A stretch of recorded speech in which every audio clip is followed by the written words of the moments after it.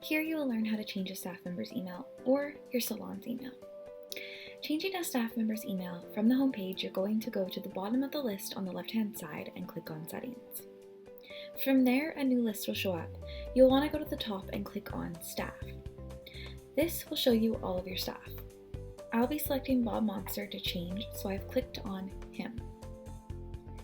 You will see a place to input an email.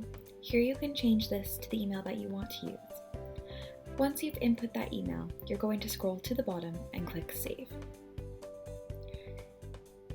Now, if you want to change your salon's email, you will go back to the list on the left-hand side, and at the bottom you're going to click on Settings once again. This time you're going to go to the very top of the list and click on Salon Profile. There will be a spot to change the email, and you can once again input the email that you want to choose. This time, you're going to select the Save button at the top right-hand side.